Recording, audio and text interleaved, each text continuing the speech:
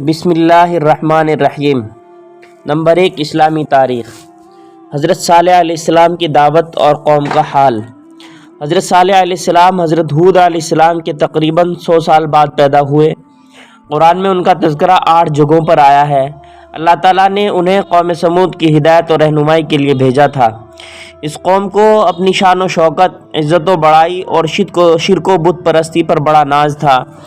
حضرت صالح علیہ السلام نے انہیں نصیحت کرتے ہوئے فرمایا، اے لوگو، تم صرف اللہ کی عبادت کرو، اس کے سوا کوئی بندگی کے لائق نہیں۔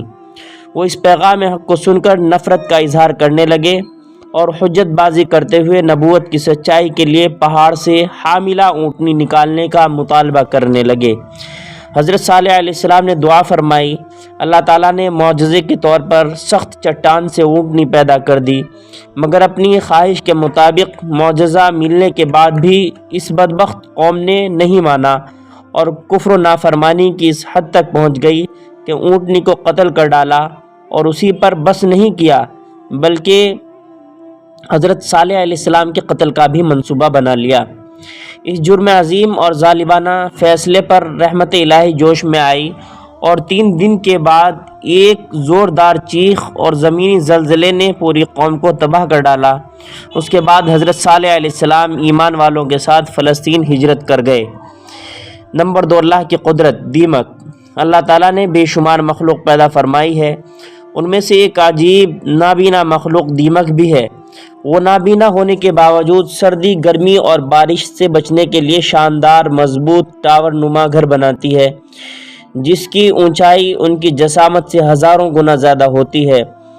ان گھروں کے بنانے میں وہ مٹی اور اپنے لعاب فضلہ کا استعمال کرتی ہیں۔ ان کے گھروں میں بے شمار خانے ہوتے ہیں، جن میں بھول بھلیا، چھوٹی چھوٹی نہروں کے راستے اور ہوا کے گزرنے کا انتظام ہوتا ہے۔ آخر بینائی سے محروم دیمک کو ٹاور نما شاندار گھر بنانے کی صلاحیت کس نے عطا فرمائی؟ یقیناً یہ اللہ کی قدرت کی کاریگری اور قدرت کا نمونہ ہے۔ نمبر 3، ایک فرض کے بارے میں۔ علم دین حاصل کرنا۔ رسول اللہ صلی اللہ علیہ وسلم نے فرمایا، علم حاصل کرنا ہر مسلمان پر فرض ہے۔ فائدہ: ہر مسلمان پر علم دین کا اتنا حاصل کرنا فرض ہے کہ جس سے حلال و حرام میں تمیز کر لے اور دین کی صحیح سمجھ بوجھ، عبادت وغیرہ کے طریقے اور صحیح مسائل کی معلومات ہو جائے۔ نمبر 4، ایک سنت کے بارے میں۔ بیویوں کو سلام کرنا۔ حضرت ام سلمہ رضی اللہ عنہا بیان کرتی ہیں کہ آپ صلی اللہ علیہ وسلم روزانہ صبح کے وقت بیویوں کے پاس تشریف لے جایا کرتے تھے اور ان کو خود سلام کیا کرتے تھے۔ نمبر 5، ایک اہم عمل کی فضیلت۔ آفت و بلا دور ہونے کی دعا۔ رسول اللہ صلی اللہ علیہ وسلم نے فرمایا، جو ماشاء اللہ لا قوت الا باللہ پڑھ لیا کرے تو سوائے موت کے اپنے اہل و عیال اور مال میں کوئی آفت نہیں دیکھے گا۔ نمبر 6، ایک گناہ کے بارے میں۔ سفارش پر بطور ہدیہ مال لینا۔ رسول اللہ صلی اللہ علیہ وسلم نے فرمایا، کسی نے اپنے مسلمان بھائی کی کسی چیز میں سفارش کی اور سفارش کرنے پر سامنے والے نے اس کو کوئی چیز بطور ہدیہ پیش کی اور اس نے قبول کر لی تو وہ سود کے بہت بڑے دروازے پر آ پہنچا۔ نمبر 7، دنیا کے بارے میں۔ گنہ گاروں کو نعمت دینے کا مقصد۔ رسول اللہ صلی اللہ علیہ وسلم نے فرمایا، جب تو یہ دیکھے کہ اللہ تعالیٰ کسی گنہ گار کو اس کے گناہوں کے باوجود دنیا کی چیزیں دے رہا ہے تو یہ اللہ تعالیٰ کی طرف سے ڈھیل ہے۔ نمبر 8، آخرت کے بارے میں۔ قیامت کا ہولناک منظر۔ قرآن شریف میں اللہ تعالیٰ فرماتا ہے، جب کانوں کے پردے پھاڑ دینے والا شور برپا کیا جائے گا تو اس دن آدمی اپنے بھائی سے، اپنی ماں اور باپ سے، اپنی بیوی اور بیٹوں سے بھاگے گا۔ اس دن ہر شخص کی ایسی حالت ہوگی جو اس کو ہر ایک سے بے خبر کر دے گی۔ نمبر 9، طب نبوی سے علاج۔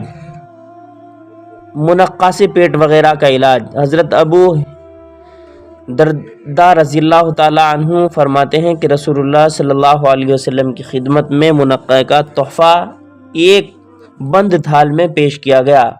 آپ نے اسے کھول کر ارشاد فرمایا، بسم اللہ کہہ کر کھاؤ۔ منقع بہترین کھانا ہے جو پٹھوں کو مضبوط کرتا ہے، پرانے درد کو ختم کرتا ہے، غصے کو ٹھنڈا کرتا ہے اور منہ کی بدبو کو زائل کرتا ہے، بلغم کو نکالتا ہے اور رنگ کو نکھارتا ہے۔ نمبر 10، قرآن کی نصیحت۔ قرآن شریف میں اللہ تعالیٰ فرماتا ہے، اے ایمان والو، تم اللہ اور اس کے رسول کی اطاعت کرو اور شریعت کے مطابق فیصلہ کرنے والے حاکموں کی بھی اطاعت کرو۔ اللہ تعالیٰ عمل کی توفیق بخشے۔